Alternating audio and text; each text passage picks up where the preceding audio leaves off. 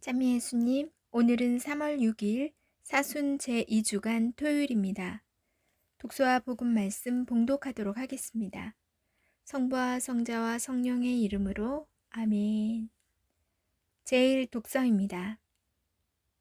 미카 예언서의 말씀입니다. 주님, 과수원 한가운데 숲속에 홀로 살아가는 당신 백성을, 당신 소유의 양떼를 당신의 지팡이로 보살펴 주십시오. 옛날처럼 바산과 기럇에서 그들을 보살펴 주십시오.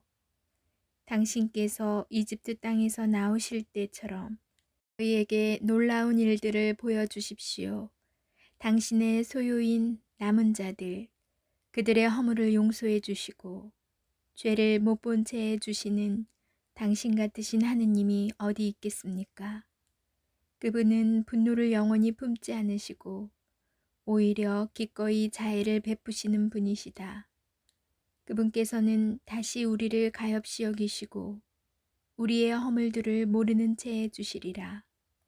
당신께서 저희의 모든 죄악을 바다 깊은 곳으로 던져주십시오. 먼 옛날 당신께서 저희 조상들에게 맹세하신 대로 야곱을 성실히 대하시고 아브라함에게 자애를 베풀어 주십시오. 주님의 말씀입니다. 하느님, 감사합니다. 복음 말씀입니다. 루카가 전한 거룩한 복음입니다. 그때 세리들과 죄인들이 모두 예수님의 말씀을 들으려고 가까이 모여들고 있었다. 그러자 바리사이들과 율법학자들이 저 사람은 죄인들을 받아들이고 또 그들과 함께 음식을 먹는군 하고 투덜거렸다. 예수님께서 그들에게 이 비유를 말씀하셨다. 어떤 사람에게 아들이 둘 있었다. 그런데 작은 아들이 아버지, 재산 가운데에서 저에게 돌아올 몫을 주십시오 하고 아버지에게 말하였다. 그래서 아버지는 아들들에게 가산을 나누어 주었다. 며칠 뒤에 작은 아들은 자기 것을 모두 챙겨서 먼 고장으로 떠났다. 그러고는 그곳에서 방종한 생활을 하며 자기 재산을 허비하였다. 모든 것을 탕진하였을 즈음 그 고장에 심한 기근이 들어 그가 공궁에 허덕이기 시작하였다. 그래서 그 고장 주민을 찾아가서 매달렸다. 그 주민은 그를 자기 소유의 들로 보내어 돼지를 치게 하였다. 그는 돼지들이 먹는 열매 꼬투리라도 배를 채우기를 간절히 바랐지만 아무도 주지 않았다. 그제야 제정신이 든 그는 이렇게 말하였다.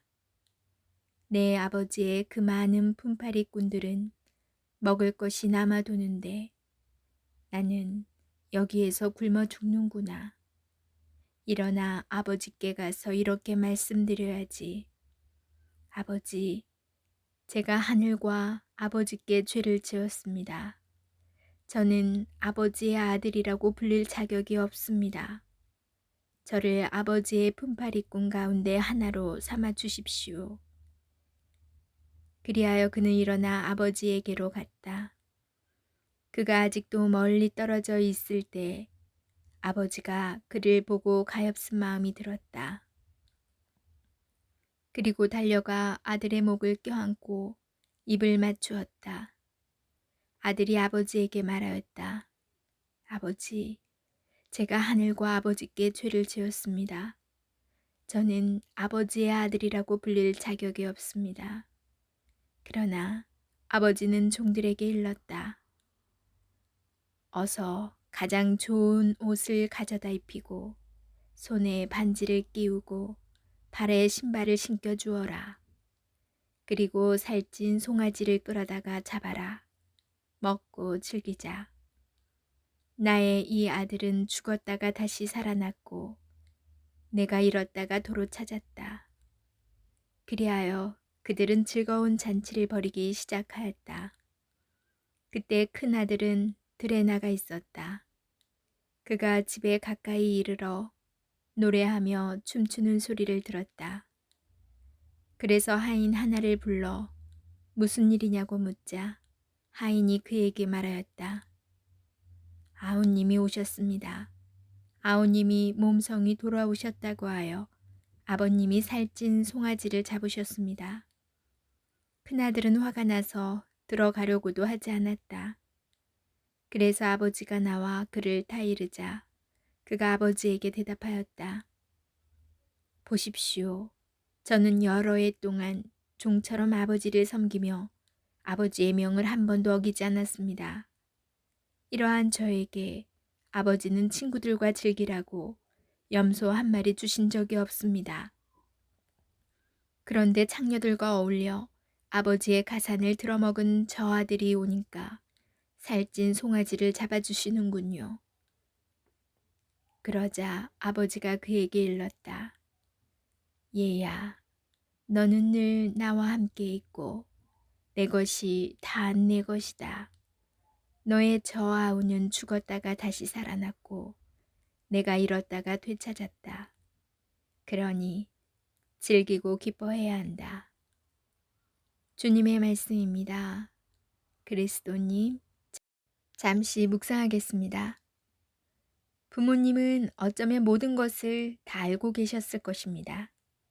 어릴 적 학교에서 사고치고 걱정을 한가득 가지고 집으로 돌아왔을 때 부모님은 아무 말씀도 하지 않으셨습니다. 부모님의 생각과 다른 결정을 하여 실망시켰을 때에도 부모님은 그런 저를 지켜봐 주셨습니다. 어쩌면 무엇을 하든 어떤 선택을 하든 부모님은 늘 그러하듯 묵묵히 저를 바라봐 주실 것입니다. 그렇게 부모님은 자식을 기다려 주십니다. 자식을 믿고 사랑하는 마음을 그렇게 표현하십니다. 오늘 복음의 비유에 등장하는 아버지도 아들을 그렇게 기다려 줍니다. 아버지는 자신의 재산을 요구하는 작은 아들에게 아무런 꾸중이나 충고도 하지 않고 떠나가는 아들을 바라봅니다. 떠나간 아들을 걱정하며 마음속으로 잘 지내기를 바라며 기다립니다. 그 기다림의 끝, 아들이 거짓골로 돌아오는 모습을 보면서도 아버지는 괘씸한 마음이 아닌 가엾은 마음으로 달려가 안아줍니다. 더욱이 아버지는 큰아들도 기다려줍니다. 큰아들은 아우와 달리 아버지를 섬기며 순종하고 최선을 다하였음에도 자기 몫으로 아무것도 돌아오지 않아 서운해합니다. 그러나 아버지는 그런 큰 아들에게 자신의 모든 것을 약속합니다. 서운해하고 화를 내는 큰아들을 이해합니다. 아버지와 두 아들의 차이는 기다림입니다. 순종과 불순종의 문제가 아닙니다. 아버지와 함께 있는가, 있지 않는가에 대한 문제가 아닙니다. 아들들은 기다리지 않습니다. 자신의 이익과 생각에만 집중하여 아버지의 생각과 마음을 이해하려고 하지도 않고 고민하지도 않고 기다려 주지도 않습니다. 그러나 아버지는 언제나 기다립니다. 자비로움은 기다리는 것입니다.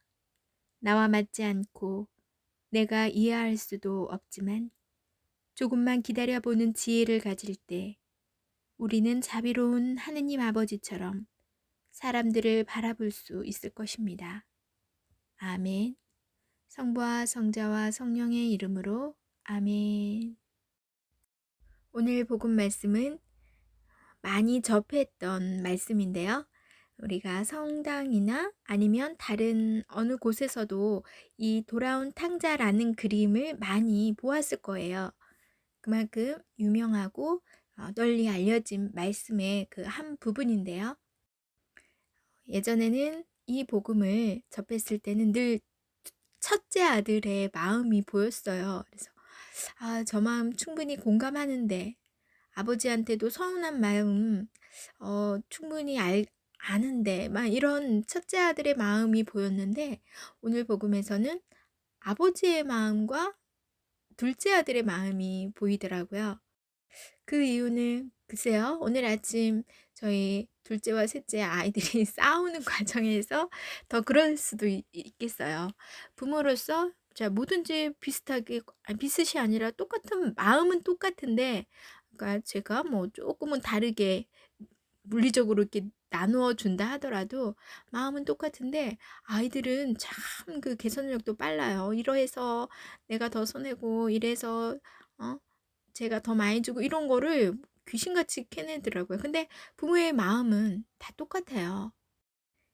그래서 복음에서 그 아버지의 마음, 첫째와 순종하며 성실히 살아가는 첫째를 생각하는 마음과 물론 방탕하게 다 가산을 탕진하고 왔지만 그 둘째에 대한 사랑하는 마음이 똑같다는 그 부모의 마음이 느껴졌고 또 그 둘째는 비록 자기의 욕심으로 다 방탕한 생활을 하며 돈을 쓰고 써서 없어졌지만 그 속에서 자기의 죄를 깨닫고 다시 아버지께로 무릎 꿇고 용서를 빈 그 회개한 회심의 마음 하느님께서는 그 마음만 있으면 누구든 다 받아주고 하느님의 자녀로 다시 될 수 있다는 그 마음이 느껴져서 그 아버지와 그 막내 아들의